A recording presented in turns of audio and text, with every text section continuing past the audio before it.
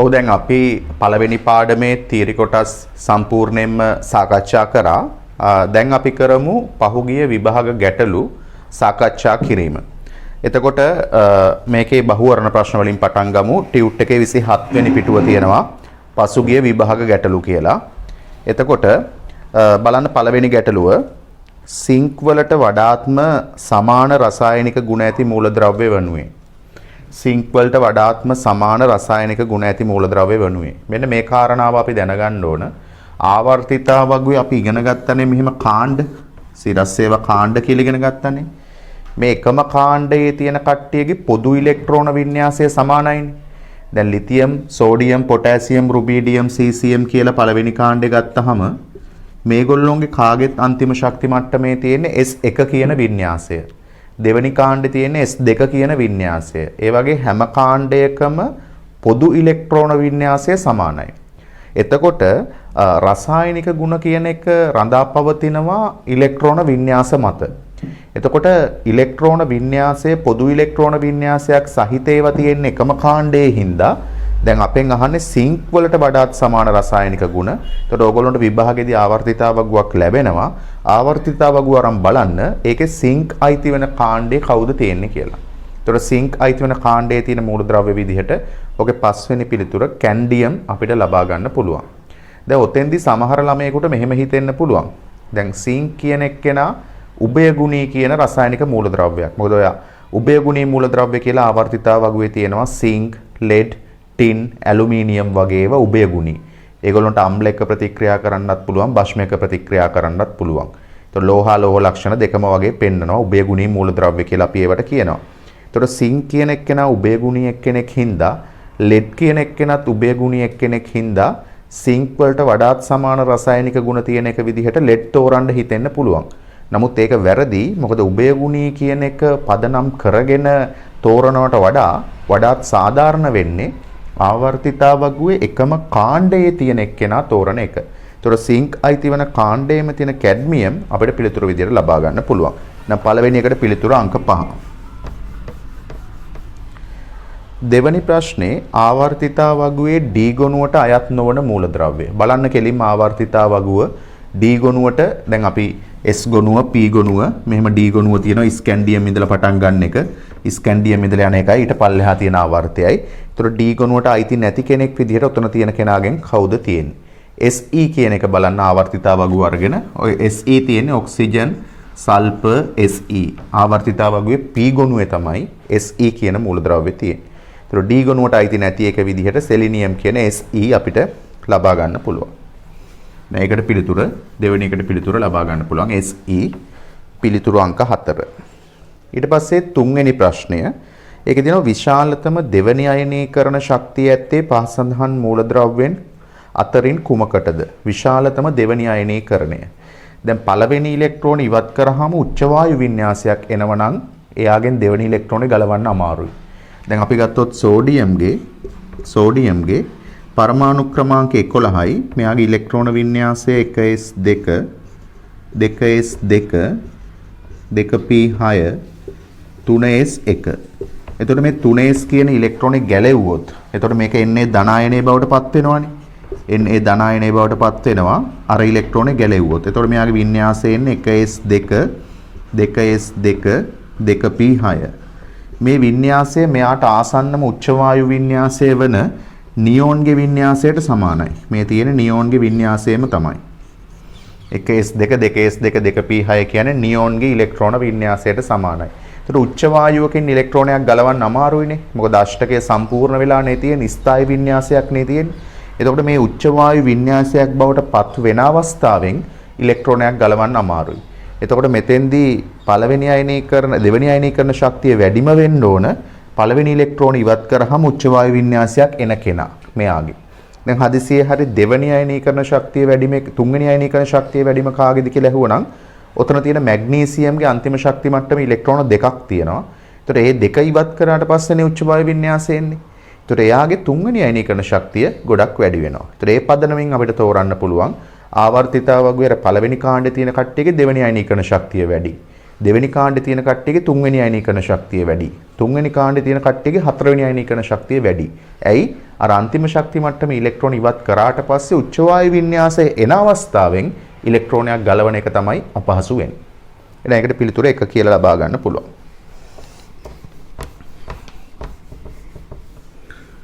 ඊළාට බහුවර්ණාංක 4 මේක ABCD ගණයේ ප්‍රශ්නයක්. මේකේ සිම්පල් A කියන ප්‍රකාශයේ තියෙනවා චුම්බක ක්ෂේත්‍රයකදී ඉලෙක්ට්‍රෝන වක්‍රාකාර පථයක ගමන් කිරීමට නැඹුරු වේ. අපි දන්නවා චුම්බක ක්ෂේත්‍රයකදී ඉලෙක්ට්‍රෝන ප්ලෙමින්ගේ වමත් නියමයේ අනුව උත්ක්‍රමණය වීමක්, හැරී ගමන් කිරීමක් සිද්ධ වෙනවා. එතකොට ඒ ප්‍රකාශය හරි කියලා අපිට ගන්න පුළුවන්. B ප්‍රකාශය ඉලෙක්ට්‍රෝන වලට අංශුමය සහ තරංගමය ගුණ යන දෙකම ඇත. ඉලෙක්ට්‍රෝන වලට අංශුමය ගුණ තියෙනවා.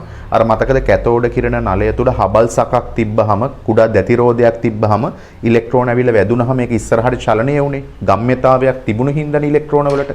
ගම්ම්‍යතාවය කියලා කියන්නේ ස්කන්ධයේ වැඩි කිරීම ප්‍රවේගයේ ගුණිතයනේ. එතකොට මේකට අංශුමය ලක්ෂණ තියෙනවා කියලා ඒ උදාහරණයෙන් අපිට මතක් කරගන්න පුළුවන්. තරංගමය ගුණ තියෙනවා. අපි ඉලෙක්ට්‍රෝන තරංග විදිහට සලකලා E = h nu කියන සමීකරණ සම්බන්ධව අපි තරංගාකාර ගුණ මෙයාගේ තියෙනවා. එකම අවස්ථාවයක නිරූපණය කිරීමේ හැකියාවකුත් තියෙනවා. ඉලෙක්ට්‍රෝන වලට අංශුමය ගුණයි තරංගමය ගුණයි දෙකම තියෙනවා. එකම වෙලාවේ ඒ හැසිරීම දක්වනවා. එහෙනම් අපිට ඒක හරි කියලා ගන්න පුළුවන්. C වගන්තියේ තියෙනවා පරමාණුවකට ඉලෙක්ට්‍රෝන එකතු කිරීම හෝ පරමාණුවකින් ඉලෙක්ට්‍රෝන ඉවත් කිරීම හෝ සිදු කළ නොහැකිය. පරමාණුවකට ඉලෙක්ට්‍රෝන එකතු කරන්න පුළුවන්. දැන් Cl වගේ පරමාණු ඉලෙක්ට්‍රෝන ලබාගෙන Cl ඍණායනය හදනවා. මේකට අපි අර ඉලෙක්ට්‍රෝන බන්දුතාවය, ඉලෙක්ට්‍රෝන ලබා ගැනීමේ එන්තැල්පිය කියලා කතා කරා. ඒතකොට ඒ වගේ ක්‍රියාවලි සිද්ධ වෙනවා. ඒ වගේම පරමාණු වලින් ඉලෙක්ට්‍රෝන ඉවත් වෙන එකනේ අපි අයනීකරණ ශක්තිය කියලා කතා කරේ. දැන් මේම සෝඩියම් පරමාණුව ඉලෙක්ට්‍රෝන ඉවත් කරලා Na ධන අයන හදනවා. එතකොට මේක අපි අයනීකරණ ශක්තිය කියලා කතා කරනවා. එහෙනම් C වගන්තිය වැරදි කියන එක පැහැදිලි වෙනවා. පරමාණුවකට ඉලෙක්ට්‍රෝන එකතු කරන්නත් පුළුවන්. පරමාණුවකින් ඉලෙක්ට්‍රෝන ඉවත් කරන්නත් පුළුවන්. එහෙනම් අපිට ගන්න පුළුවන් C වගන්තිය වැරදි. ඊට පස්සේ D වගන්තිය. මේකේ තියෙන ඉලෙක්ට්‍රෝන වල වේගය ආලෝකයේ වේගයට සමාන වේ. ඉලෙක්ට්‍රෝන වල බීටා කිරණ වල ඉලෙක්ට්‍රෝන වල වේගය ආලෝකයේ වේගය c කියලා අපි ගත්තොත් 3 වැඩි කිරීම 10.8යි ms ඍණ 1. තප්පරයකට කිලෝමීටර් වලින් ලක්ෂ 3ක්. එතකොට ඉලෙක්ට්‍රෝන වල වේගය ගත්තොත් 0.25යි c සිට 0.999යි c ආසන්න වෙනකම් යන්න පුළුවන්. ආලෝකයේ ප්‍රවේගයට වඩා අඩු වේගයක් තමයි ඉලෙක්ට්‍රෝන වලට තියෙන්නේ. එතකොට ඒකේ D වගන්තියත් වැරදි. එතකොට A හා B නිවැරදි කියන්නේ පිළිතුරු අංක 1.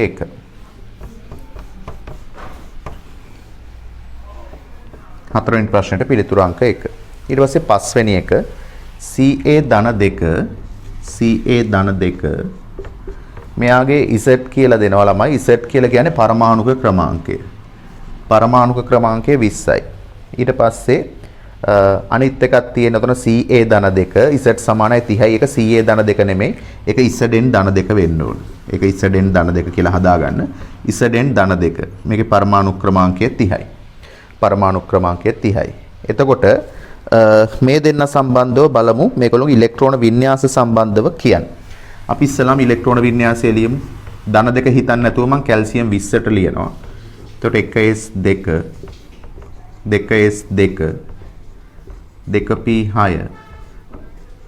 3s2 3p6 ඉලෙක්ට්‍රෝන 18යි. අපි දන්නවා ඊළඟට තියෙන අවුහ්බාහු ගොඩනැංවීමේ මූල ධර්මය අනුව 4s.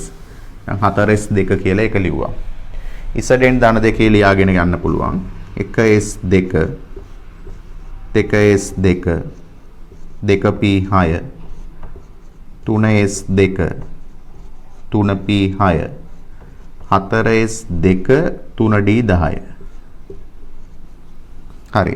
දැන් මේකේ තියෙන්නේ CA නෙමෙයි CA ධන 2නේ. එහෙනම් මේ පිටින් තියෙන්නේ මේ ඉලෙක්ට්‍රෝන දෙක. මම කිව්වා පිරෙනකොට ඉලෙක්ට්‍රෝන D වල පිරීලා පස්සේ S වල පිරුණාට මේ යට තියෙන්නේ D යට තියෙන්නේ මේ යට තියෙන්නේ S මේ තියෙන්නේ D. පිරෙනකොට S වල පිරීලා 4S වල පිරීලා ඊට පස්සේ D වල පිරෙන්නේ. මේ තියෙන්නේ උඩ යට තියෙන්නේ 4S උඩ තියෙන්නේ 3D. පිරුණාට පස්සේ මේක උඩට යනවා. ඒ කියන්නේ ඈතට යනවා 4s. ඒතකොට ඉලෙක්ට්‍රෝන ගලවන්නේ ඉස්සෙල්ලා 4s වලින්. ඔය විදිහට. එතකොට දැන් ඔන්න හරි. දැන් මේ දෙක සම්බන්ධව කියන ප්‍රකාශ. බලන්න සිම්පල් A ප්‍රකාශය මොකක්ද කියන්නේ කියලා. සිම්පල් A ප්‍රකාශය කියන අයන දෙකෙහිම පිටස්තරම P කවචයේ ඉලෙක්ට්‍රෝන 6 බැගින් නැත. මෙයාගේ පිටස්තරම කවචයේ තියෙනවා ඉලෙක්ට්‍රෝන 6ක්. පිටස්තරම P කවචයේ. මෙයාගේත් පිටස්තරම P කවචයේ ඉලෙක්ට්‍රෝන 6ක් තියෙනවා. එහෙනම් A වගන්තිය හරි. A වගන්තිය හරි. අපි බලමු B වගන්තිය.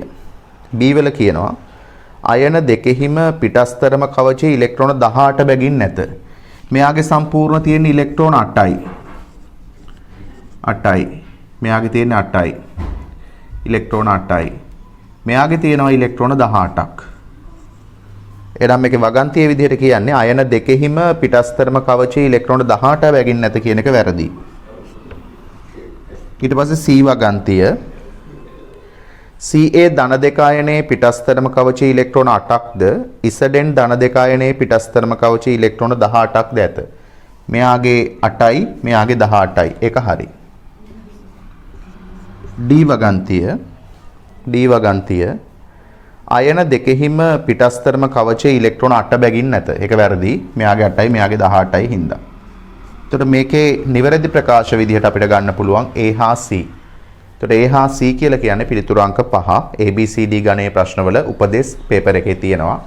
AB නිවැරදි නම් 1, BC නම් 2, CD නම් 3, AD නම් 4, වෙනත් සංඛ්‍යාවක් නම් 5. මෙතන A හා C හින්දා පිළිතුරු අංක 5. හරි. අපි බලමු 6 වෙනි ප්‍රශ්නය.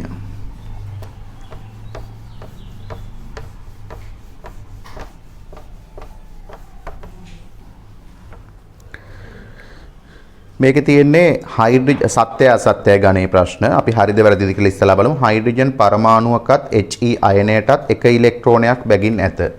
අපි හයිඩ්‍රජන් පරමාණුවයි හීලියම් ධන අයනයයි ගත්තොත් පරමාණු ක්‍රමාංකය මෙයාගේ 1යි මෙයාගේ 2යි. එතකොට ප්‍රෝටෝන සංඛ්‍යාව මෙයාගේ 1යි මෙයාගේ 2යි. ඉලෙක්ට්‍රෝන සංඛ්‍යාව මෙයාගේ පරමාණු ක්‍රමාංකය 1යි ආරෝපණයක් නැහැ ඉලෙක්ට්‍රෝන 1යි. මෙයාගේ පරමාණු ක්‍රමාංකය 2යි ආරෝපණය ධන 1යි කියන්නේ ඉලෙක්ට්‍රෝනයක් ඉවත් වෙනවා. එහෙනම් තියෙන ඉලෙක්ට්‍රෝන 1යි. එතකොට අපිට මේ කියන වගන්තිය හරි කියලා ගන්න පුළුවන්. H පරමාණුවකටත් He ධන අයනයකටත් එක ඉලෙක්ට්‍රෝනය බැගින් නැත. ඒ වගන්තිය හරි. දෙවනි වගන්තිය සමස්ථානිකවල එකම ප්‍රෝටෝන සංඛ්‍යාවක්ද වෙනස් නියුට්‍රෝන සංඛ්‍යාවක්ද ඇත. අපි හයිඩ්‍රජන්ගේ තියෙන සමස්ථානික ගැන බැලුවොත් හයිඩ්‍රජන් 1.1 ප්‍රෝටියම්, හයිඩ්‍රජන් 1.2 ඩියුටීරියම්, හයිඩ්‍රජන් 1.3 ට්‍රිටියම්. මේවයි ප්‍රෝටෝන සංඛ්‍යාව. පරමාණු ක්‍රමාංක සමානයි කාගෙත් ප්‍රෝටෝන එක එක තියෙන. මේගොල්ලෝගේ නියුට්‍රෝන සංඛ්‍යාව ස්කන්ධ ක්‍රමාංකයයි පරමාණු ක්‍රමාංකය අතර වෙනස බිඳුවයි. මෙයාගේ ප්‍රෝටෝන නියුට්‍රෝන බිඳුවයි. මෙයාගේ වෙනස 1යි නියුට්‍රෝන 1යි. මෙයාගේ වෙනස 2යි නියුට්‍රෝන 2යි. එහෙනම් මේක කියන්නේ සමස්ථානිකවල එකම ප්‍රෝටෝන සංඛ්‍යාවක්ද වෙනස් නියුට්‍රෝන සංඛ්‍යාවක්ද ඇත කියන එක හරි. එහෙනම් අපිට ගන්න පුළුවන් පළවෙනි වගන්තියත් හරි දෙවෙනි වගන්තියත් හරි. නමුත් පැහැදිලි කිරීමට ගන්න බෑ. ඒ හින්දා අංක 2 කියලා ගන්න පුළුවන් පිළිතුර.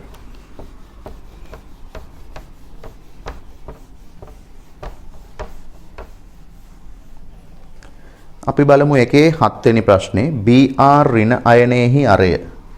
මෙන්න තියෙනවා Br ඍණ. මේ තියෙන Br ඍණ අයනය. Br ඍණ අයනය. ඒකේ අරය දෙනවා 1.95 ඇන්ස්ට්‍රම්.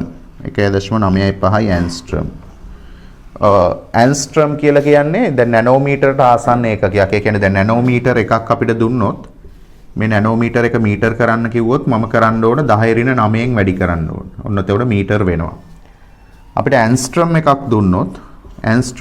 දුන්නොත් ඒක මීටර් කරන්න කිව්වොත් 10 ඍණ 10න් වැඩි කරනවා. අන්න එතකොට තමයි මීටර් වෙන්නේ. එතකොට ඔයගොල්ලන්ට පැහැදිලි ඇන්ස්ට්‍රම් කියන ඒකකය සම්බන්ධව. එතකොට මෙතන Br ඍණ අයනයේ අරය 1.95 ඇන්ස්ට්‍රම්. ඊළඟට කියනවා KBr හා KCl වල අන්තර් අයනික දුර. KBr වල මෙන්න K මෙන්න Br. ඔය තියෙන KBr. මේ තියෙන K ධන අයනය, මේ තියෙන Br ඍණ අයනය. එතකොට KBr වල අපිට දෙනවා KBR වල දෙනවා අන්තර් අයනික දුර 3.28 ඇන්ස්ට්‍රම්. මේකේ 3.28 ඇන්ස්ට්‍රම්. ඊළඟට KCl වල 3.14යි. කොහොමත් BR ට උඩින්නේ ආවර්තිතාවගුවේ ඒ කාණ්ඩයේ Cl තියෙන. ඒතකොට එයාගේ ආරය අඩුයි කියලා අපි දන්නවා. ශක්ති මට්ටමක් අඩුයිනේ. පොටෑසියම් ධනවල ඔය ආරයම තමයි. එතකොට ඔන්න ඔහම අපිට ගන්න පුළුවන් K ධන අයනය මේ තියෙන්නේ Cl ඍණ. එතකොට මේ දෙන්නගේ ආරය මේකේ ආරය KCl වල ආරය 3.14 ඇන්ස්ට්‍රම්. 3.14 ඇන්ස්ට්‍රම්. හරි. දැන් අපෙන් අහනවා Cl ඍණ අයනයේ ආරය. දැන් ලේසියෝක මෙතන අපිට BR ඍණවල දීලා 1.95යි කියලා මේ දෙන්නගේ සම්පූර්ණ එක 3.28 නම් මේ 3.28න් මේ ටික 1. කීයද? 1.95යි. 1.95යි ඇන්ස්ට්‍රම්. මෙතන අපිට ඒක දෙනවනේ. එතකොට මේකෙන් මේක අඩු කරාම K ධන අයනේ අරය මේ ටික එනවා. K ධන අයනේ අරය කීයක් එනවද? 3.28න් 1.95ක් අඩු කරන්න 1.33යි ඇන්ස්ට්‍රම්. 1.33 ඇන්ස්ට්‍රම් මේ ටික. දැන් අපි දන්නවා එහෙනම් මේ ටික. මෙතන ඉඳලා මෙතෙන්ට දන්නවා. 1.33 ඇන්ස්ට්‍රම්. එහෙනම් අපි බලමු Cl ඍණ අයන සම්පූර්ණ අරය අපිට දීලා තියෙනවා. මේකේ සම්පූර්ණ අරය දීලා තියෙනවා 3.14 ඇන්ස්ට්‍රම්. එකෙන් අඩු කරමු K ධන අයනේ 1.33 ඇන්ස්ට්‍රම් කියන එක. එතකොට ඕක අඩු කරාම මෙතන 1.33ක් අඩු කරාම 4න් 3ක් 1යි 11න් 3ක් 8යි 2න් 1ක් 1යි 1.81 ඇන්ස්ට්‍රම් කියන පිළිතුර අපිට ලබා ගන්න පුළුවන්. එන 1.81 ඇන්ස්ට්‍රම් කියන පිළිතුරු අංක 5 ලබා ගන්න පුළුවන්. හරි. දැන් අපි බලමු ටියුට් එකේ තියෙන 8 වෙනි ප්‍රශ්නය.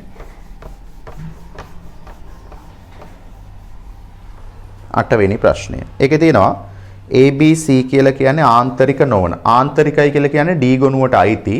ආන්තරික නොවන කිව්වොත් අපි දැනගන්න ඕනේ S හා P ගොනු වලට තමයි අයිති. ඒ කියන්නේ නියෝජක මූලද්‍රව්‍ය.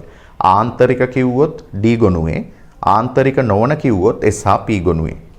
ABC යනු ආන්තරික නොවන ආවර්තිතාවගුවේ එකම ආවර්තයට අයත් මූලද්‍රව්‍ය තුනකි. දැන් A කියන එක අලෝහයක්ලු, B කියන එක ලෝහයක්ලු, C කියන එක ලෝහ අලෝහ ගුණ දෙවර්ගයේම පෙන්වනවලු. එතකොට ආවර්තිතාවගුවේ මේගොල්ලෝ නිරූපණය වෙන්නේ කොහොමද කියලා අහනවා. දැන් ආවර්තිතාවගුවේ වම් පැත්තට වෙන්න තියෙන ළමයි ලෝහ. ආවර්තිතාවගුවේ වම් පැත්තට තියෙන්නේ ලෝහ. එතකොට මෙතන B නේ ලෝහ කියන්නේ. එතකොට ලෝහ තමයි මේ හරියේ තියෙන්නේ. ලෝහ මෙහෙම තියෙන්නේ. ආවර්තිතාවගේ දකුණේ තමයි අලෝහ තියෙන්නේ. අලෝහ. එතකොට අලෝහ කියලා නම් කරලා තියෙන්නේ කැපිටල් A. අලෝහ තියෙන්නේ දකුණේ. ඊට පස්සේ ලෝහාලෝහ. ලෝහාලෝහ කියන්නේ මේ අතරමැද තියෙන්නේ. මේවට ආසන්නව තියෙන්නේ ලෝහාලෝහ. ඒතර ලෝහාලෝහ නිරූපණය වෙන්නේ C වලින්. එහෙනම් මේගොල්ලෝ ආවර්තිතාවගුවේ නිරූපණය වන නිවැරදි පිළිවෙල BCA. BCA ආවර්තිතාවගුවේ ආවර්තයක නම් BCA. ඒතකොට දැනගන්න මේ වම් පැත්තේ තමයි ලෝහ තියෙන්නේ, දකුණු පැත්තේ තමයි අලෝහ තියෙන්නේ. ලෝහ වලට එහා පැත්තෙන් තමයි ලෝහාලෝහ පිහිටා. අපි බලමු ඊට පස්සේ ටියුට් එකේ තියෙන්නේ ප්‍රශ්න අංක 9.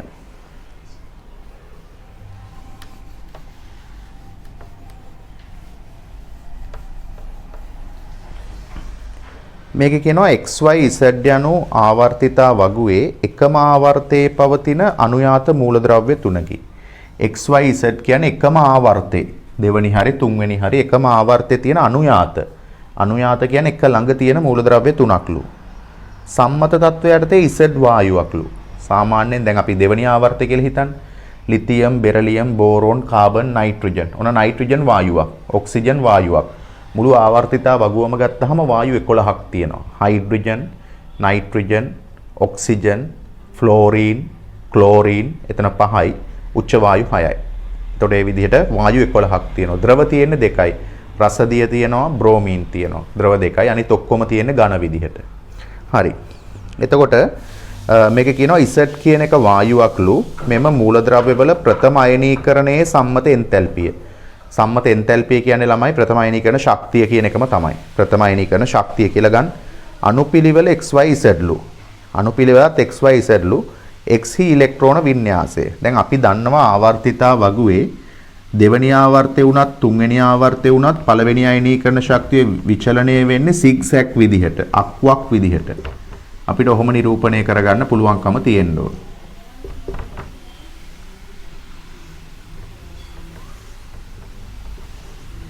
ඔය තියෙන පළවෙනි අයනීකරණ ශක්තිය ආවර්තයක දකුණට විචලනය වෙන විදිහ. ඒතර මේකේ XYZ ආවර්තිතා වගුවේ එකම ආවර්තයේ පවතින අනුයාත මූලද්‍රව්‍ය තුනක්, එක ළඟ තියෙන මූලද්‍රව්‍ය තුනක් සම්මත තත්වයට Z වායුවක් හරි මේ මූලද්‍රව්‍යවල ප්‍රථම අයනීකරණයේ සම්මතයෙන් තැල්පි අනුපිළිවෙල XYZ. ඒ කියන්නේ දැන් එක ළඟ තියෙන්නත් ඕන XYZ අනුපිළිවෙලට පළවෙනි අයනීකරණ ශක්තිය වැඩි වෙන්නත් ඕන. දැන් මෙහෙම හිතුවොත් මෙතන x තිබිලා මෙතන y තිබිලා මෙතන z තිබුණොත් අර එක ළඟම තියෙන්න ඕන අනුයාතයි කියන එකට ගැලපෙනවා. හැබැයි මේකට ගැලපෙනවද? අයනීකරණ ශක්තිය මෙහෙම වැඩි වීමට ගැලපෙනවද? නැහැනේ. මොකද මෙතන වැඩි වෙලා අඩු වෙනවා. එහෙනම් මෙතන තියෙන්න පුළුවන් වෙන්නේ අනුයාත වෙන්නත් ඕන, එක ළඟ තියෙන්නත් ඕන. පළවෙනි අයනීකරණ ශක්තිය අනුපිළිවෙලට වැඩි වෙන්නත් ඕන. එහෙනම් අපිට මෙහෙම ගන්න පුළුවන්. මෙතන x මෙතන y මෙතන z xyz ඔහොම ගන්න පුළුවන්. එහෙම නැත්නම් මෙහෙම ගන්නත් පුළුවන්. මෙතන x මෙතන y මෙතන z. ඔය දෙකම කිව්වොත් හරි නේද? අනුයාතයි එක ළඟ තියෙනවා. පළවෙනි අයනීකරණ ශක්තියත් ඔය පිළිවෙලට වැඩි වෙනවා. x ට වඩා y ගේ වැඩි, y ට වඩා z ගේ වැඩි. හැබැයි අපිට කියනවා මේ z කියන එක වායුවක් කියලා. දැන් අපි දන්නේ නැහැ මේක දෙවනි ආවර්තය ගැන කතා කරනවද මෙයාලා තුන්වෙනි ආවර්තය ගැන කතා කරනවද කියලා. මොකද දෙවනි ආවර්තය වුණත් තුන්වෙනි ආවර්තය වුණත් පළවෙනි අයනීකරණ ශක්තිය ওই විදිහට තමයි වැඩිවීම සිද්ධ වෙන්නේ. එතකොට දෙවනි ආවර්තය වුණොත් Z කියන්නේ කවුද? නයිට්‍රජන්. උතන තියෙන nitrogen, lithium, beryllium, boron, carbon, nitrogen. තුන්වෙනි ආවර්තය වුණොත් sodium, magnesium, aluminium, silicon, phosphorus. මෙතන තියෙන පොස්පරස්. අන්න එතකොට ගැටලුවක් එනවා ළමයි. මේක දෙවනි ආවර්තයක් නම් මේ කතන්දරයේ දෙවනි ආවර්තය ගැන නම් කියන්නේ මෙතන නයිට්‍රජන් ආවොත් එයා වායුවක් හින්දා Z වායුවක් කියන එක ගැලපෙනවා. හැබැයි තුන්වෙනි ආවර්තය වුණොත් මෙතෙන්ට එන්නේ පොස්පරස්. Z කියන්නේ පොස්පරස්. එයා වායුවක් නෙමෙයි. එයා ඝනයක්. එතකොට ගැලපෙන්නේ නැහැ. අන්නේ ප්‍රශ්නේ හින්දා අපිට වඩාත් සුදුසුයි Z කියන්නේ මෙතන කියලා ගන්න එක. මොකද මේක දෙවනි ආවර්තය වුණොත් මෙතෙන්ට එන්නේ නියෝන්. අපි දන්නවා නියෝන් කියන්නේ වායුවක්. මේක තුන්වෙනි ආවර්තය වුණොත් මෙතෙන්ට එන්නේ ආගන්. අපි දන්නවා ආගන් කියන්නේත් වායුවක්. එහෙනම් මේක දෙවනි ආවර්තය වුණත් තුන්වෙනි ආවර්තය වුණත් Z එතෙන්ට එන එක ගැලපෙන හින්දා වායුවක් කියන එකට අපෙන් අහන්නේ X වල ඉලෙක්ට්‍රෝන වින්‍යාසය. එතකොට මේ X වල ඉලෙක්ට්‍රෝන වින්‍යාසය මෙයාගේ අන්තිමට එන්නේ S2P6 කියලා. මෙයාගේ S2P5, මෙයාගේ එන්නේ S2P4 කියන පොදු වින්‍යාසය. මෙයාගේ එන්නේ S2P4 කියන පොදු වින්‍යාසය. එහෙනම් වඩාත්ම ගැළපෙන පිළිතුර තමයි NS2NP4. සාමාන්‍යයෙන් පොදු ඉලෙක්ට්‍රෝන වින්‍යාසයක් අපි ලියනකොට ලියන්නේ ඔහොම NS2NP4 කියලා. එහෙනම් ඒක තියෙන පිළිතුර හතරවෙනි එක අපිට ලබා ගන්න පුළුවන්. හැබැයි විභාගෙදී සමහර ළමයි දෙවෙනි ආවර්තය ගැන විතරක් හිතලා මෙතන ගණිපු එකටත් ලකුණු දුන්නා. ඒතර මෙතන ගත්තොත් මෙතන තියෙන S2P3 කියන වින්‍යාසය අහන්නේ X ගෙනේ. X ගෙන්නේ S2P1 කියන වින්‍යාසය. NS2NP1 කියන පළවෙනි පිළිතුරත් ගන්න පුළුවන්. ඇත්තට මේක 50%යි හරි. නමුත් විභාගයේදී ලකුණු දුන්නා. වඩාත්ම නිවැරදි පිළිතුර මේ විදිහට ගන්න එක. ඒ දෙකම ගන්න ගැටලුවක් නැහැ. හරි. අපි බලමු ඊට පස්සේ 10 වෙනි ප්‍රශ්නය.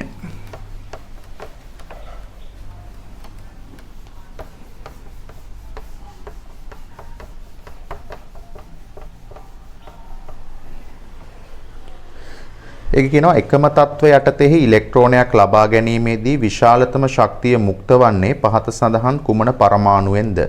එකම තත්ත්වය යටතෙහි ඉලෙක්ට්‍රෝනයක් ලබා ගැනීමේදී විශාලතම ශක්තිය මුක්ත වන්නේ. දැන් අපි ඕක ගැන කතා කරා.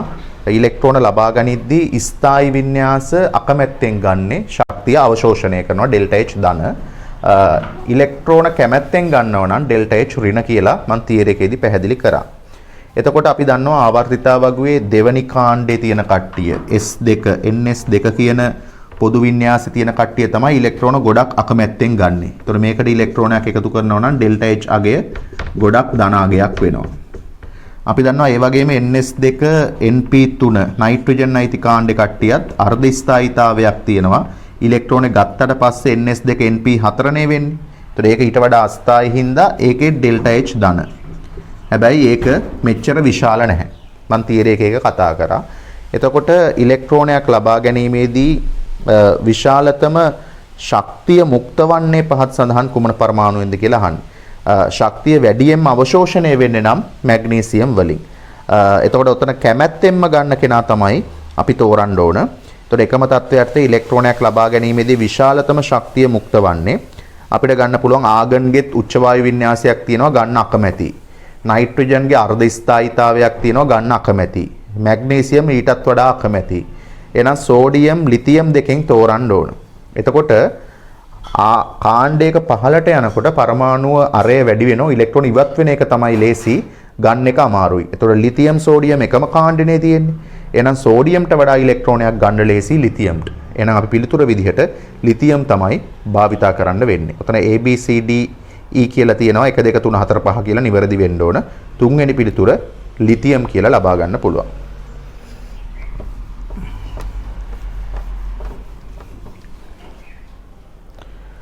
අපි බලමු ඊට පස්සේ 11 වෙනි ප්‍රශ්නය.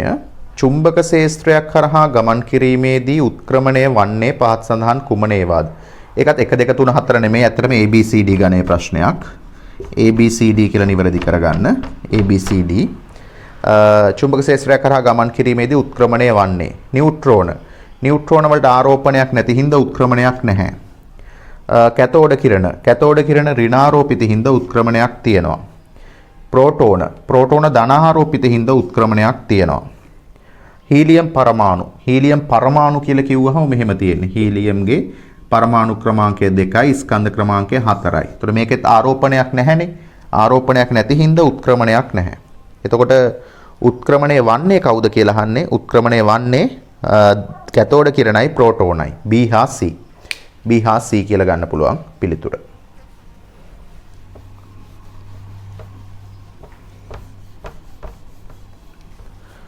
ඊට පස්සේ බලන්න 12 වෙනි ප්‍රශ්නය. සත්‍ය අසත්‍ය ප්‍රශ්නයක්. 12 වෙනි ප්‍රශ්නය. මේක දෙනවා ජලීය ද්‍රාවණයෙහි කොපර් ධන දෙකට වඩා කොපර් ධන එක ස්ථායි වේ. අපි බලමු ඉස්සලා කොපර් කියන්නේ කවුද කියලා. කොපර්ගේ පරමාණු ක්‍රමාංකය 29යි. එතකොට මෙයාගේ ඉලෙක්ට්‍රෝන වින්‍යාසය ලියන්න පුළුවන් 1s2 2s2 2p6 3s2 3p6 4s1 3d10. අපි විශේෂ වින්‍යාස කියලා ක්‍රෝමියම්ගේ මෙයාගේ ඉගෙන ගත්ත මතක ඇති. කොහොමයි තියෙන්නේ.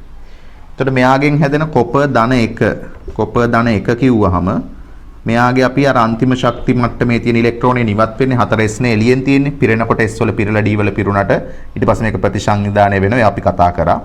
හරි. එතකොට මෙයාගේ කොපර් ධන 1 කියන්නේ 1s2 2s2 2p6 3s2 3p6 3d10.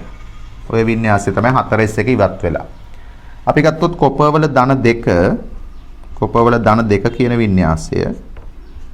මේකේ තියෙන 1s2 2s2 2p6 3s2 3p6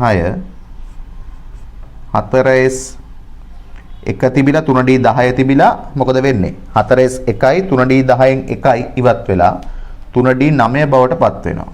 3d9 කියලා තමයි පත් වෙන්නේ. එතකොට ඔන්න ඔය වින්‍යාසය තමයි කොපර් ධන 2 තියෙන්නේ. දැන් මේකේ පළවෙනි ප්‍රකාශය කියනවා ජලීය ද්‍රාවණයෙහි කොපර් ධන 2කට වඩා කොපර් ධන 1 ස්ථායි වේ. ඒක වැරදි. මොකද ජලීය ද්‍රාවණයේදී වැඩිපුර සංකීර්ණ හදන්නේ මේ කොපර් ධන 2. අපිට දැන් ඉලෙක්ට්‍රෝන වින්‍යාසයෙන් පේනවා මෙයා තමයි ස්ථායි වෙන්නේ නේ. උච්ච වායු වින්‍යාසයක් ලබාගෙන තියෙනවනේ. ඉලෙක්ට්‍රෝන වින්‍යාසය අනුව කොපර් ධන 1 ස්ථායි කොපර් ධන 2ට වඩා. මතක තියාගන්න ඉලෙක්ට්‍රෝන වින්‍යාසය අනුව ස්ථායීතාවය සම්බන්ධව අපිට කියන්න පුළුවන් වායුමය අවස්ථාවේදී තමයි. ජලීය ද්‍රාවණවලදී ස්ථායි කවුද කියලා ඇහුවොත් මේ ඉලෙක්ට්‍රෝන වින්‍යාසය බලලා නෙමෙයි අපි තීරණය කරන්නේ. ජලයේදී කවුද වැඩිපුර සංකීර්ණ හදන්නේ කියන එක. ජලයේදී කොපර් ධන එකට වඩා කොපර් ධන දෙක ගොඩක් අයත් එක්ක සංකීර්ණ හදනවා. ජලය එක්ක, ඇමෝනියා එක්ක, ක්ලෝරයිඩ් එක්ක අපි කතා කරනවා දීගොණුවේදී. එතකොට දැනට ඕගොල්ලෝ තේරුම් ගන්න ඉලෙක්ට්‍රෝන වින්‍යාසය බලලා ස්ථායීතාවය කියන්න බෑ ජලීය තත්වයට. ඉලෙක්ට්‍රෝන වින්‍යාසය බලලා ස්ථායීතාවය කියන්න පුළුවන් වෙන්නේ වායුමය තත්වයට. එහෙනම් පළවෙනි වගන්තිය කියනවා ජලීය ද්‍රාවණයෙහි Cu ධන දෙකට වඩා Cu ධන එක ස්ථායී වෙයි කියන එක ඒක වැරදි. ඊළඟ එක කොපර් එකෙහි ඉලෙක්ට්‍රෝන වින්‍යාසය 3d10 වන අතර 4s බිඳුව වන අතර කොපර් ධන දෙක සඳහා 3d9 4s බිඳුව. හරි මම 4s ලියලා නැහැ 4s බිඳුව කියලා අපිට ඕන ලියන්න පුළුවන්. එහෙනම් B වගන්තිය නිවැරදි. ඒතර පළවෙනි වගන්තිය වැරදි, දෙවෙනි වගන්තිය හරි කියලා කියන්නේ පිළිතුර අපිට ගන්න වෙන්නේ 4 කියලා. අපි බලමු 13 වෙනි ප්‍රශ්නය.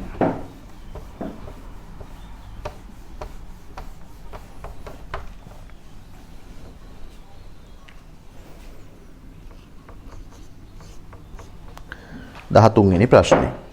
මේකේ තියෙන්නේ කාබන් මොනොක්සයිඩ් එක්තරා නියදියක ඇත්තේ 614 හා 8යි O16 වෙන්න ඕන එක. 8යි C කියලා වැටලා තියෙන. උතන තියෙන්න ඕන මෙහෙමයි. 6යි C14 6යි C14 අනිත් එක වෙන්න ඕන ඔක්සිජන් 8යි O16 8යි O16. හරිද? 8යි O16 සමස්ථානික පමණි. කාබන් මොනොක්සයිඩ් වල තවත් නියදියක ඇත්තේ 6C12 එතනත් 8O18 වෙන්න ඕන. තව එකක තියනවලු 6C12 අනිත් තියෙන්නේ 8O18. 8O18. මේකේ ඔක්සිජන් පොඩක් හදාගන්න. එතන වැරදි. හරි. නියදි දෙක අතර සැලකිය යුතු වෙනසක් දක්වන ගුණාංගය. එතකොට මෙතන මේ දෙන්නගේ අපි හිතමු මෙයාගෙන් හැදෙන කාබන් මොනොක්සයිඩ්ගේ කාබන් 14යි මෙයා 16යි. එතකොට සම්පූර්ණ ස්කන්ධය 30යි. මෙතනින් හැදෙන කාබන් මොනොක්සයිඩ්ගේ මෙයා 12යි මෙයා 18යි. ඒත් සම්පූර්ණ ස්කන්ධය 30යි.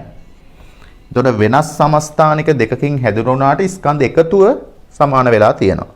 එතකොට මේකේ රසායනික ප්‍රතික්‍රියාකාරීත්වය වෙනස් වෙන්නේ නැහැ. දෙන්නගේම පරමාණු ක්‍රමාංක දෙක මෙයාගේ සමානයි මෙයාගේ සමානයි. එතකොට පරමාණු ක්‍රමාංක සමානයි කියන්නේ ඉලෙක්ට්‍රෝන සංඛ්‍යා සමානයි. ඉලෙක්ට්‍රෝන සංඛ්‍යාව මත තමයි රසායනික ප්‍රතික්‍රියාකාරීත්වය රඳා පවතින්නේ. ඒතකොට ඉලෙක්ට්‍රෝන සංඛ්‍යාව වෙනස් වෙන්නේ නැති හින්දා රසායනික ප්‍රතික්‍රියාකාරීත්වය වෙනස් වෙන්නේ නැහැ. මෞලිය ස්කන්ධය දෙන්නගේම ස්කන්ධ සමානයි කියන්නේ මෞලිය ස්කන්ධය සමානයි. මෞලිය පරිමාව ස්කන්ධය සමානයි කියන්නේ ඒතකොට පරිමාවත් සමාන වෙනවා. සම්මත උෂ්ණත්ව පීඩනයේදී ඝනත්වය කියන්නේ ස්කන්ධයේ බෙදීම පරිමාව. ඒතකොට ඒකත් සමාන වෙනවා. ස්කන්ධය අනුව කාබන් හා ඔක්සිජන් ප්‍රතිශත සංයුතිය බලන්න. දැන් මේකේ කාබන් කොච්චර ස්කන්ධ ප්‍රතිශත සංයුතියක් තියෙනවද කියලා ඇහුවොත් 30න් 14 නම් 100ට. ඕක තමයි කාබන් ස්කන්ධ ප්‍රතිශතය. මෙයාගේ කාබන් කොච්චර ස්කන්ධ ප්‍රතිශතයක් තියෙනවද කියලා ඇහුණා 30න් 12 නම් 100ට. අන්න ඒක වෙනස්නේ. ඒ වගේම මෙයාගේ ඔක්සිජන් ප්‍රතිශතය ඇහුවනම් 30න් 16 නම් 100ට. මෙයාගේ ස්කන්ධ ප්‍රතිශතය ඇහුවනම් 30න් 18 නම් 100ට. අනේ නම් ස්කන්ධ ප්‍රතිශත මේවයි වෙනස් වෙනවා කියන එක පැහැදිලි. එහෙනම් මේක පිළිතුරු අංක 5 විදිහට ලබා ගන්න පුළුවන්. ස්කන්ධයේ අණුව කාබන් හා ඔක්සිජන් ප්‍රතිශත සංයුතිය.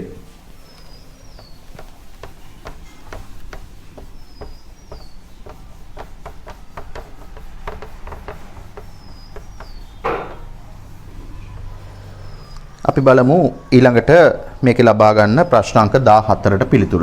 ප්‍රශ්නාංක 14. මේකේ දෙනවා පහත සඳහන් ඒවා අතරින් වැඩිම පළමු අයනීකරණ එන්තැල්පිය. ඒ කියන්නේ පළමු අයනීකරණ ශක්තියම තමයි.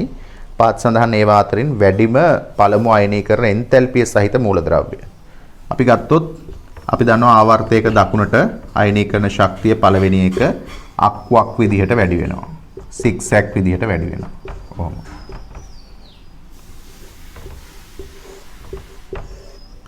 මෙතන තියෙන මූලද්‍රව්‍ය ටික අපි දාගමු. එකම ආවර්ත කට්ටියද තියෙන්නේ. හරි බලමු. අපි දෙවෙනි ආවර්ත කියලා හිතලා කාබන් නයිට්‍රජන්. ඒතර කාබන් තියෙන්නේ මෙතන. කාබන් තියෙන්නේ මෙතන. නයිට්‍රජන් තියෙන්නේ මෙතන. හරි. ඊට පස්සේ තියෙනවා සිලිකන්. දැන් සිලිකන් කියන්නේ ආවර්තිතාව වගේ කාබන්ට පහලින් තියෙනවනේ කාණ්ඩයම. කාබන්ට වඩා පහලින් තියෙන එක්කෙනානේ සිලිකන් කියන්නේ. එතකොට කාණ්ඩයේ පහළට යනකොට අරය වැඩි වෙන හින්දා පළවෙනි අයනීකරණ ශක්තිය මොකද වෙන්නේ? අඩු වෙනවා. ඒතකොට කාබන්ට වඩා අනිවාර්යයෙන්ම සිලිකන් වල අඩුයි. ඒ හින්දා ඒක අපිට අතහැරලා දාන්න පුළුවන්. ඊට පස්සේ තියෙනවා ඔක්සිජන්. ඔක්සිජන් මෙතනනේ තියෙන්නේ. මේ ආවර්තයේම කාබන් නයිට්‍රජන් ඔක්සිජන් අපි දන්නවා මෙයාගේ එතකොට අඩු වෙනවා නයිට්‍රජන්ට වඩා. ඊට පස්සේ තියෙනවා පොස්පරස්. පොස්පරස් කියන්නේ ආවර්තිතාවගුවේ නයිට්‍රජන් අයිති කාණ්ඩයේම නයිට්‍රජන්ට වඩා පහළ එක්කෙනා. ඒතර නයිට්‍රජන් වල අරයට වඩා පොස්පරස් වල අරය වැඩි. ඒතර පොස්පරස් වල අරය වැඩි කියන්නේ මොකද වෙන්නේ? පොස්පරස් වල අයනීකරණ ශක්තිය නයිට්‍රජන්ට වඩා අඩුයි. ඒ හින්දා ඒකත් අපිට අතහැරලා දාන්න පුළුවන්. ඒතර මේ දීපු ඒවායින් අපිට පේනවා මෙතන වැඩිම පළවෙනි අයනීකරණ ශක්තිය තියෙන්න ඕන එක්කෙනා තමයි නයිට්‍රජන්. එහෙනම් අපිට ගන්න පුළුවන් 14 වෙනි ප්‍රශ්නෙට පිළිතුරු අංක 2 කියලා.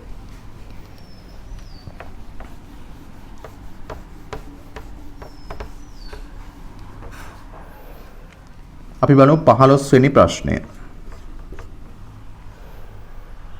එතකොට මේකේ තියෙන්නේ වායුමය අවස්ථාවේදී පහත සඳහන් අයන අතරින් කුඩාම අයනය කුමක්ද? අපිට දෙනවා අයන කිහිපයක්. එකක් O2 ඍණ, අනිත් එක F ඍණ, O2 ඍණ, F ඍණ, අනිත් එක Na ධන, Na ධන, අනිත් එක Mg ධන 2, Mg ධන 2, අනිත් එක N3 ඍණ, N3 ඍණ. ඕනම් වෙලාවක අරයක් ගැන ඇහුවොත් මෙන්න මේ ක්‍රමේ පාවිච්චි කරන්න. ඉස්සෙල්ලාම ගන්න ප්‍රෝටෝන සංඛ්‍යාව. මේව දන්නේ නැත්නම් බලන්න ආවර්තිතා වගුව. විභාගයේදී ආවර්තිතා වගුවක් ලැබෙනවා. බැලුවහම මෙයාගේ ප්‍රෝටෝන සංඛ්‍යාව 8යි කියලා ගන්න පුළුවන් පරමාණු ක්‍රමාංකයෙන්. මෙයාගේ 9යි කියලා ගන්න පුළුවන්. මෙයාගේ 11යි, මෙයාගේ 12යි, මෙයාගේ 7යි. දැන් ගන්න ඉලෙක්ට්‍රෝන සංඛ්‍යාව. පරමාණු ක්‍රමාංකයට මේ ආරෝපණය බලලා ඍණ නම් මේ ගාන ඉලෙක්ට්‍රෝන එකතු කරනවා, ධන නම් අඩු කරනවා. දැන් මෙයාගේ පරමාණු ක්‍රමාංකය 8යි තියෙන්නේ. ඉලෙක්ට්‍රෝනත් 8ට ප්‍රෝටෝන නම් 8යි, ඉලෙක්ට්‍රෝන 8ට මේ ඍණ දෙක එකතු කරන්න ඕනේ. එතකොට 10යි. මෙයාගේ 9යි ඍණ එක එකතු කරන්න ඕනේ 10යි.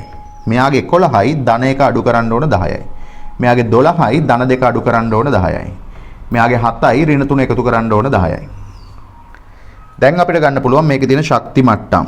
කාගෙත් තියෙන ශක්ති මට්ටම් දෙක බැගින්නේ. ඉලෙක්ට්‍රෝන 10යි කියන්නේ case 2 2s2 2p6. එහෙනම් කාගෙත් තියෙන ඉලෙක්ට්‍රෝන මෙහෙම ශක්ති මට්ටම් දෙක බැගින්. දැන් අපිට පේනවා මේකේ අරය බැලුවොත් දැන් අපිට පේනවා අපෙන් අහන්නේ අරය කුඩාම එක අරය කුඩාම එක. එතකොට මෙතන අපිට පේනවා කාගෙත් ඉලෙක්ට්‍රෝන ගාන සමානයි. ප්‍රෝටෝන වැඩිම අවස්ථාවේ තමයි හොඳට මේක ඇදිලා එන්නේ. ඒතකොට මේකේ තමයි අරය අඩුම වෙන්න ඕන. මේක ඊට වඩා පොඩ්ඩක් වැඩි වෙනවා. මේක ඊට වඩා වැඩි වෙනවා. මේක ඊට වඩා වැඩි වෙනවා. මෙයාගේ තමයි වැඩිම වෙන්නේ. අන්න එතකොට අපිට වැඩිම ඇහුවනම් අදාළ කෙනා මෙයා අහන්නේ අඩුම හින්දා Mg ධන 2 පිළිතුරු විදිහට ලබා ගන්න පුළුවන්. හරි. අපි බලමු ඊට පස්සේ 16 වෙනි ප්‍රශ්නේ.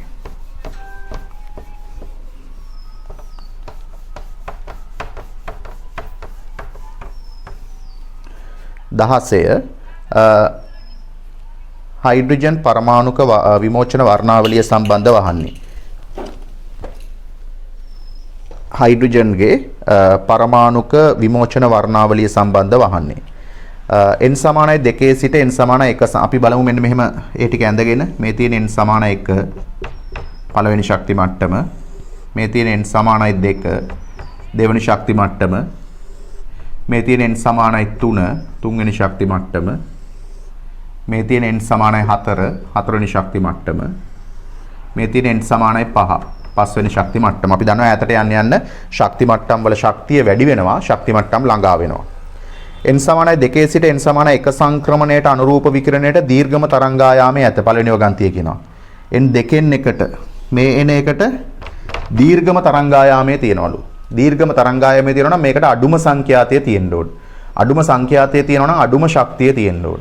මේකට අඩුම ශක්තිය තියෙන්න විදිහක් නැහැ. මීට වඩා වෙනස අඩුයි මේවයි.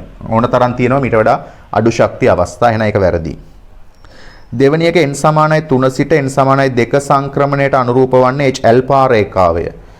දෘශ්‍ය පරාසයේ බාම ශ්‍රේණියේ දෙවැනි ශක්ති මට්ටමට වැටෙන එකේ 3න් 2ට වැටෙන එක h ඇල්ෆා රේඛාව කියලා අපි ඉගෙන ගන්නවා. ඒ වගන්තිය හරි. ඕනනම් 4න් 2ට වැටෙන එක h බීටා, 5න් 2ට වැටෙන එක ඇල්ෆා බීටා ගැමා, ඊළඟ එක ඩෙල්ටා 6න් 2ට වැටෙන එක. හරිනේ? එහෙනම් ඒ වගන්තිය හරි. n සමානයි 3 සිට n සමානයි 2 සංක්‍රමණයට අනුරූප වන්නේ h ඇල්ෆා රේඛාවයි. ඒක හරි. අපි බලමු අනිත් වගන්ති වර්ධින්නේ මොකද කියලා. තුන්වෙනි එක පළමු රේඛා ශ්‍රේණිය අදෝරක්ත කලාපයේ පිහිටා ඇත. අපි දන්නවා ලයිමාන් කියන එක. පළමු රේඛා ශ්‍රේණිය ලයිමාන් කියලා වරහන් ඇතුළේ දීලා තියෙනවා. ලයිමාන් කියන්නේ පළමු රේඛා ශ්‍රේණිය පාරජම්බූල කලාපයේ පිහිටන්නේ. අදෝරක්ත කලාපයේ පිහිටන්නේ පාර්ශ්ව ශ්‍රේණිය ඉන් එහා ඒවා. එනම් මේ ප්‍රකාශය වැරදි. පළමු රේඛා ශ්‍රේණිය අදෝරක්ත කලාපයේ කියලානේ කියන්නේ. පිහිටන්නේ පාරජම්බූල කලාපයේ. හතරවෙනි එක දෙන ලද ශ්‍රේණියක අනුයාත රේඛා අතර පරතරය ශක්තිය වැඩි වෙන දිශාවට වැඩි වේ. දෙන ලද ශ්‍රේණියක අනුයාත රේඛා අතර පරතරය ශක්තිය වැඩි වෙන දිශාවට වැඩි වේ. දැන් මෙහෙම දෙන ලද රේඛා ශ්‍රේණියක් ගත්තනම් මේක කියලා හිතන්න. මේකේ ශක්තිය වැඩි වෙන පැත්ත. දැන් මෙතනින් මෙතෙන්ට වැටෙන එකට අනුරූපව මේක ගන්නවා. මෙතනින් මෙතෙන්ට වැටෙන එකට අනුරූපව මේක ගන්නවා. මෙතනින් මෙතෙන්ට වැටෙන එකට අනුරූපව මේක ගන්නවා. ඉන් ඉහළින් වැටෙන එකට අනුරූපව මේක ගන්නවා. ඈතට යන්න මොකද වෙන්න ඕන? රේඛා අතර පරතරය අඩු වෙන්න ඕන ශක්තිය වැඩි වෙන දිශාවට. මේ පැත්තට ශක්තිය වැඩි වෙනවා, සංඛ්‍යාතය වැඩි වෙනවා, රේඛා අතර පරතරය අඩු වෙනවා. මොකද ඈතට යන්න ශක්ති මට්ටම් වල ශක්තිය වැඩි වුණාට ශක්ති මට්ටම් අතර වෙනස මොකද වෙන්නේ? ශක්ති මට්ටම් අතර ශක්ති වෙනස අඩු වෙනවා ඈතට යන්න. ඒ හින්දා. ඊළඟට පස්වෙනි එක පහළ මට්ටම් වල සිට ඉහළ මට්ටම් වලට ඉලෙක්ට්‍රෝන සංක්‍රමණය වූ විට විකිරණ විමෝචනය වේ. පහළ ඉඳලා ඉහළට යනකොට වෙන්නේ ළමයි සංකෝචනය. ඉහළින් පහළට එනකොට තමයි විමෝචනය එහෙම නැත්නම් පිටකිරීම සිද්ධ වෙන්නේ. ඒ හින්දා පස්වෙනි එකත් වැරදි. අපි බලමු 17 වෙනි ප්‍රශ්නය.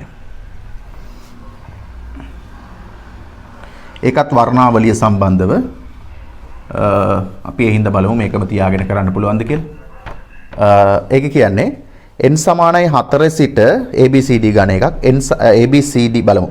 n සමානයි 4 සිට n සමානයි 2 සංක්‍රමණය H බීටා රේඛාවට අනුරූප වේ.